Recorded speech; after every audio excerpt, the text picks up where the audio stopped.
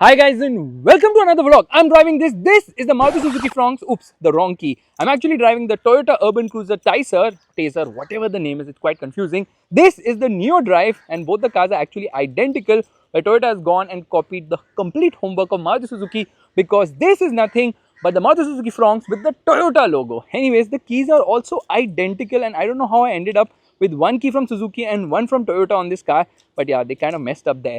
Anyways, coming to the car, they have actually made changes to the front end. So basically with the Fronx now, or rather it looks less like the Baleno and more like the Grand Vitara. Same is the case here. This Taisor, whatever it is, actually looks more like the High Rider rather than looking like the Glanza. So what have they changed? They've actually given it similar looking DRLs as the High Rider here, and the grille has been revised. In fact, this will remind you of the Innova Krista facelift probably, and the position of this bar and all that is slightly different, but this is identical. The lights are similar to the Fronx. Almost everything is similar to the Fronx, or rather identical. There's no provision for a fog lamp here. There is no fog lights in this car.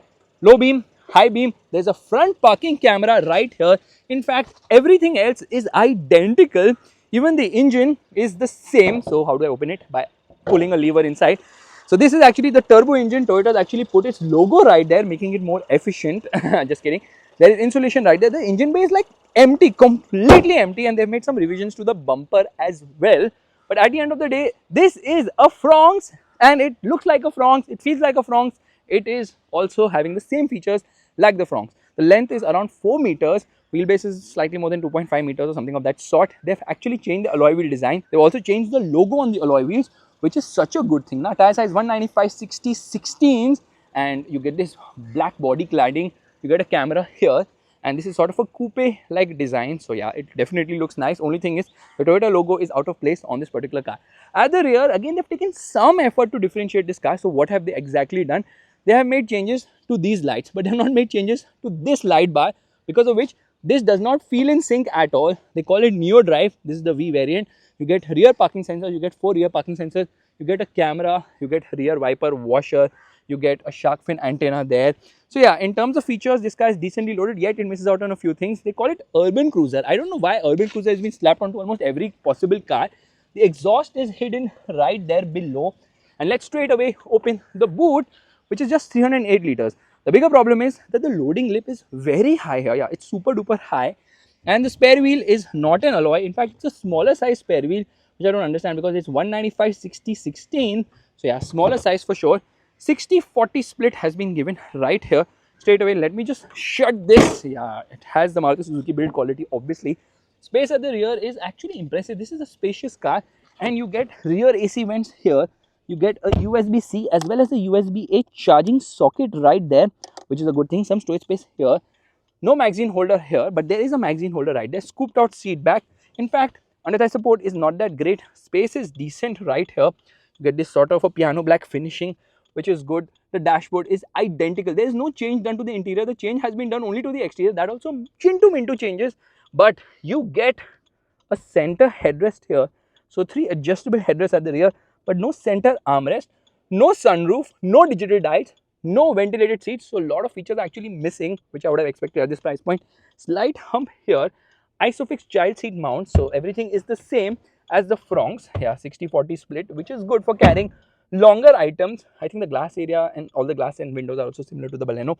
Anyways, let's get out because I kind of feel claustrophobic at the rear because it's not suited for someone as tall as me, but I have to give it to them for the spaciousness. However, because of the sloping roofline, not that spacious somehow. Yeah, space could have been better. You get a request sensor here, which is something which Maruti offers, which Hyundai does not offer. And a lot of car brands are like, we'll only give it on one side, we'll not give it on both the sides. Okay, indicator is functioning at the moment. There's a towing hook right there as well. And I think it has a rain sensor, it has got cruise control, it has got a lot of features. Door pockets are big enough, cheap switch gear, because Maruti Suzuki does that obviously.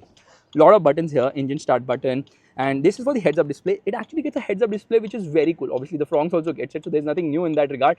And there it opens. So instead of giving a heads up display now, they could have given something else. So I'm just going to keep pressing this button. When I do that, you can see it changes. But for starters, it's telling me that the door is open. Yeah, it shows me so much information, including a tachometer too. So quite a few buttons here. If I press this view button, this thing will do a full spin right there. Yeah, the camera quality is not that great, but it does get a 360-degree parking camera, which is a good feature to have. White colored car. My car is not white. Why is it showing me a white colored car? So that's a bit of a conflict happening right there. let's press this button again. It does this full spinning thing. This is actually a 9-inch screen, which is known as the Smart Play Pro Plus. Low variants actually get a 7-inch screen. This car gets 6 airbags. Yeah, high variants get 6 airbags. And that's about it. The spinning stuff is stopped. Meanwhile, it gets climate control, air conditioning system. You get a wireless charging pad. You get Apple CarPlay and Android Auto, both of which work wirelessly.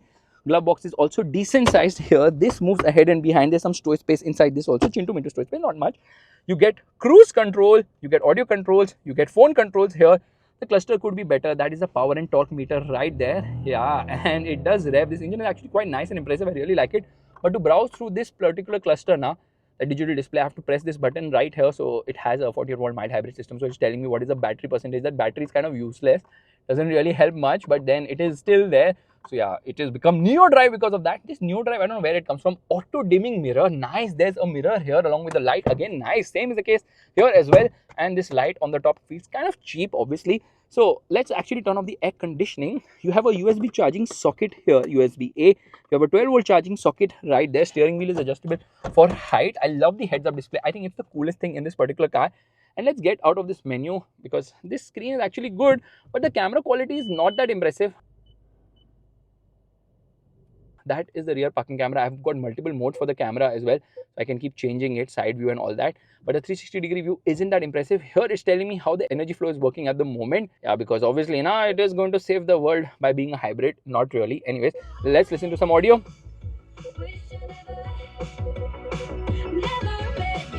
Audio quality is okay. It's not great. It's a 6-speaker system. I think there are 2 tweeters, one on each of the front doors. And it has got automatic wipers as well. Okay, there is a lot of spray here, which is obviously a good thing. But the car is the same, yeah. It's the same as the Fronx. Why am I even wasting my time making a review of this car? Because I can actually. So I'm just doing it. And here there's not much to play around. You can just move stuff here. And is there anything else? I can get into the settings part. I can change a few things here, get into this particular menu, get into car notifications and all those things. So you can make a few changes here and there. But yeah, that's about it. There's not much to play around with. I'm just like wondering what should I press. I think it has got voice commands and then it's connected car as well. But I want a sunroof. Oh, thankfully there's a light in the center. We're just going to keep it on the half thing so the door light works as well. And yeah, where's the rear center armrest? Why don't they add more features? I can't understand that. Okay, let's rev it. The engine is the highlight. So let's start driving right away. Alright, let's start driving. Let me unlock the car. Let me open the door. It actually shows me exactly which door is open, which is a cool thing to have. We straight away turn on the vehicle and there it is on. I turn on the air conditioning. This takes some time to load. The heads-up display is out right now. Hazard lights are on into first gear. Let me turn off the stop-start system because it's quite irritating. Handbrake down, revving the motor. Hazard lights off. Revs till 5000 RPM. ESP is there. Can I turn it off? Yes, I can. So I'm going to keep this button pressed and ESP is off and off we go.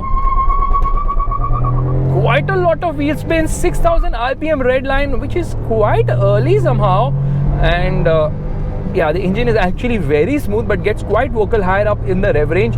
This motor is Chindu Mintu 1-liter 3-cylinder turbo petrol engine which produces just 100 horsepower and 148 Newton meters of torque.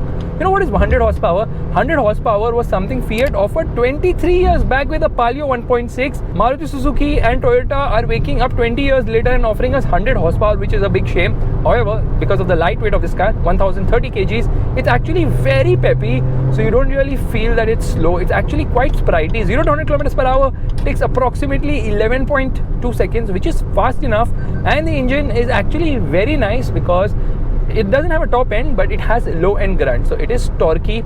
And then coming across this corner, I realized that the suspension is on the stiffer side. It does feel nice to drive because of the punchy nature, and with the manual gearbox, obviously you're going to enjoy a lot. So this is a slick shifting 5-speed manual gearbox, and the clutch is also on the lighter side. You can get a 6-speed torque converter automatic gearbox, which by the way comes from the Brezza, the same SN torque converter unit, but the tuning is different obviously because the engines are different completely. Now this is a turbocharged petrol engine which did duty in the Baleno RS long back, and then there were no turbo engines from Maruti Suzuki. The Japanese really suck when it comes to offering turbo petrol engines, but then the turbo engine came back later.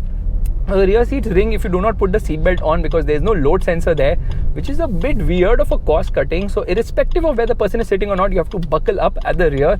Otherwise, it kind of irritates you quite a lot. A low end lag is well contained, turbo lag is well contained. The motor is grunty lower down and I can feel the bumps. Because if you notice this, well, it has a 48 volt mild hybrid system which does nothing at all. It's supposed to do torque assist, doesn't really do much of it as such. So fuel efficiency is decent because the car is light obviously, and the gearing and everything has been tuned for efficiency, and that's the reason why low end punch isn't that great. So drivability is not that great, and there's some jerkiness as well, and that jerkiness is because they have really tuned the engine for just fuel efficiency here. But still, you don't complain much about it because this is a fun car to drive. 100 horsepower, 148 newton meters of torque doesn't sound like much because simply it isn't. However, in this car, because of the lightweight, it is actually punchy enough, so you enjoy driving it. Opt for the turbo petrol engine over the 1.2 liter K series engine because that produces 90 horsepower, doesn't have the turbo punch, not that this one has, because there's no kick in the pants feel. Power delivery is very linear. In fact, there's a small step up in power, but it never pushes you back into the seat because everything is so mellowed down here in the interest of fuel efficiency. Turbo kick can't be felt ever at all. So it's very meek in that regard. It's just very comfort going or comfort oriented, or rather easy going, an engine in this particular car, and gets vocal at around the mid-range. And then obviously red line's very early, like 6000 rpm red line is nothing at all. What is wrong with you? The horn is also quite weird. I mean, it's not that great, but that's usually the case with Toyotas as well as Maruti Suzuki cars. So in terms of gearing, well, I would say that it's actually a joy to use this gearbox. The 1.2 liter petrol engine comes with a 5-speed manual. This is also a 5-speed manual. I don't know why they can't offer a 6-speed gearbox. And there is an AMT for the 1.2 liter naturally aspirated petrol engine.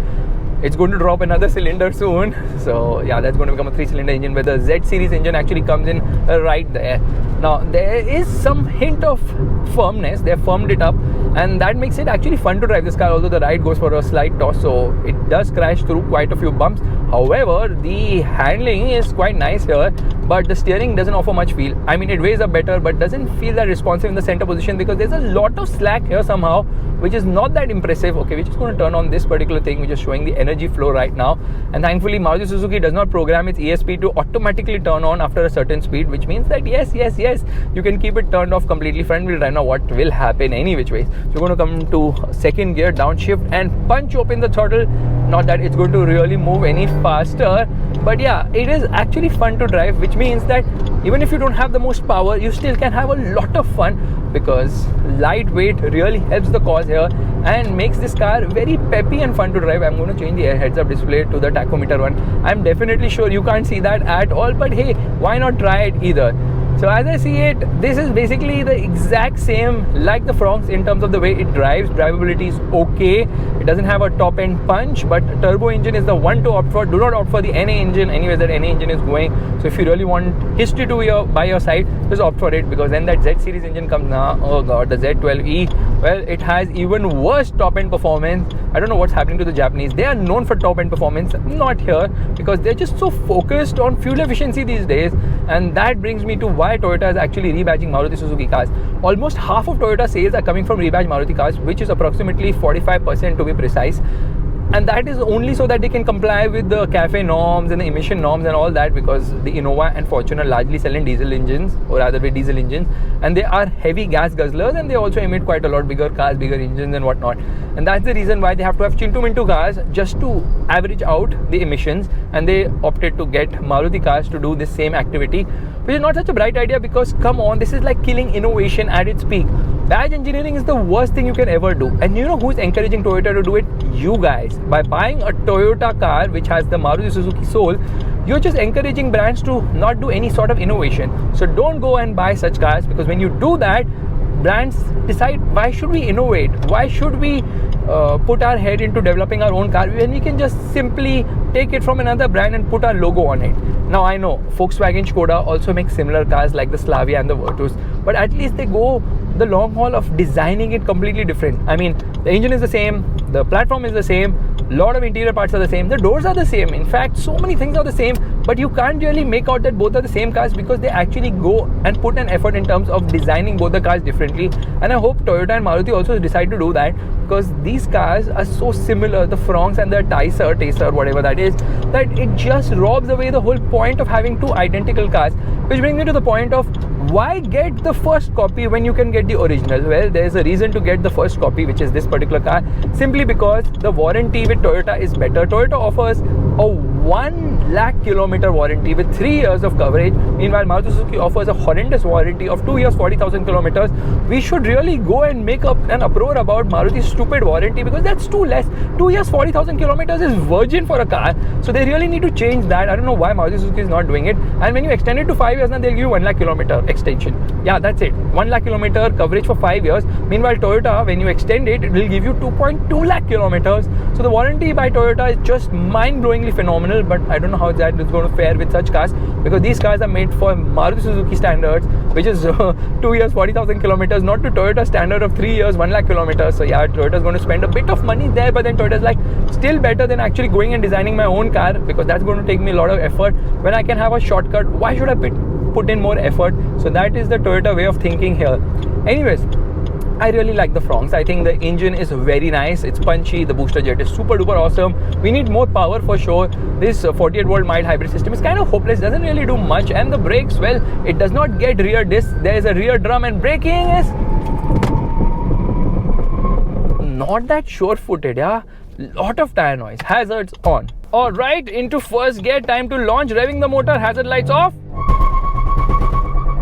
The grunt is so much that there's crazy wheel spin all throughout, which is amazing. Now, this particular car starts at 9.26 lakhs, goes all the way to 15.59 lakhs. All the prices are on road Mumbai. This particular variant, the top end manual, is actually priced at rupees 13.96 lakhs. So you pay 1.63 lakhs more for the automatic when compared to the manual. The Fronx is cheaper. It starts 55,000 lesser when compared to the Taisor, and the top end variant is 35,000 cheaper. For this variant, the top end manual, it is 34,000 cheaper with the Fronx, with all the same features. So why would you get the Toyota? It makes absolutely no sense at all. There are 14 variants available of this car. There are 16 variants available of the Fronx. The Fronx is the original, but this car has the better warranty, and with the Toyota logo, people think that the overall reliability will improve, which will not happen, because it is a Maruti Suzuki car underneath. It is engineered that way. It's a light, plastic quality is cheap, but it is actually a very nice interior, has plenty of features, slightly more features, could have been better, and the engine is the star of the show. This booster jet engine has won my heart, because I absolutely love the booster jet. It is fantastic. What a motor, and what an engine, and making quick directional changes. Well, it doesn't disappoint in that regard.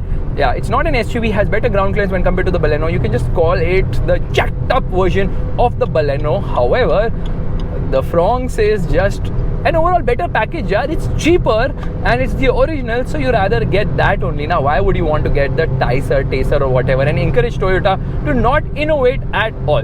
That said, I think when people will walk into the showroom, they will like this car. People who are clueless about cars, they look at this car and they're like, wow, a Toyota car for Maruti Suzuki money. Wow, that's amazing. I should opt for this. And I don't know if they ever realize this, but this is actually nothing but a Maruti Suzuki car with Toyota having zero input in it. Okay, obviously they have a slight input. They have designed the DRLs on this car. Wow, what an achievement. So I'm going to do one thing. I'm going to launch this car once again, because I absolutely love the way this car launches, and it's so peppy, it's so much fun that I realized you really don't need 100 horsepower to have fun, although Fiat was giving us 145 horsepower 6 years back with the Punto Abarth. So yeah, horsepower numbers need to increase. I don't know why Maruti is stuck to under 100 horsepower, because technically this is 99 horsepower. Now, power is something where Maruti is like, nahi dunga main, jo karna hai kar lo. Oh my god, it's going to rain any moment, which is a good thing, because you want to launch it yet again. Hazard lights on, hazard lights off, revving the motor, and off we go. Yo baby, I love the wheel spins here. So you pay 19,000 more for the dual tone color option, which is reasonable, because almost all car brands are charging very similar money here. And there are 4 variants. E, S, G, V are the trims actually, and the Neo Drive is basically for the mild hybrid. I like the fact that it feels super duper stable at high speeds. The faster you drive, the better it is, and I honestly feel the faster you drive, the better it is always, because then you reach your destination sooner, which means you spend less time on the road, which means you get less distracted, and whatever, just jokes aside, I like this car, I really like it, but I don't like the Toyota logo on a Maruti car. I just feel it kills innovation. It's kind of pointless. Just make your own car. Even if Toyota relaunches the Etios again, the same car, exactly the same car, with the same features, with the same engine, with the same design, I'll still give them more respect for that rather than cut, copy, paste, which they're doing right now, unfortunately. But because consumers like you are giving into this and buying Toyota cars, such things will continue to happen. Now, if you like this vlog, make sure to give it a thumbs up. That's the like button, and also subscribe to the channel. I will see you guys in the next video real soon. And before we end, I wanted to tell you something. I keep forgetting. I don't know what's wrong with me today. So yeah, I wanted to tell you that Toyota actually has a TRD version of its Glanza in one of the Southeast Asian markets, which is absolutely bonkers, because why don't we deserve all this in India? Come on, give us the TRD version, and if you do that, I'll be okay for badge engineering to a certain extent. But badge engineering has never worked. Just look at Sunny, no, not Leone, I'm talking about the Sunny and the Scala, then the Terrano and Duster, both of them. I mean, all the cars died a slow death. Pulse and Micra, same thing happened. So don't do that. It's not impressive at all. By the way, this car has a 37-liter fuel tank, which is small, like really small. I don't know how Maruti really gives such small fuel tanks. That's in the interest of fuel efficiency. Now I'm in 5th gear. We're going to come to 100 kilometers per hour, and at 100 kilometers per hour, the RPM meter is ticking at around 2500 RPM. So yeah, it's comfortable there without being too aggressive in terms of the revs. And since I'm so against badge engineering, I'm going to change my stance a bit so that Toyota doesn't feel bad about me always being critical about their cars. And I will say one thing: why doesn't Toyota go and launch the Toyota Espresso and Maruti launches the Maruti Fortuner? Because if that happens, then all this changing of logos is completely okay with me. You see the respect a Toyota Urban Cruiser commands. That guy just moved out of the way. Yeah, I didn't understand what is the logic of this Urban Cruiser. They want to just milk the Land Cruiser name or the Cruiser name. This car is not a cruiser, it's just the Fronx. Bye.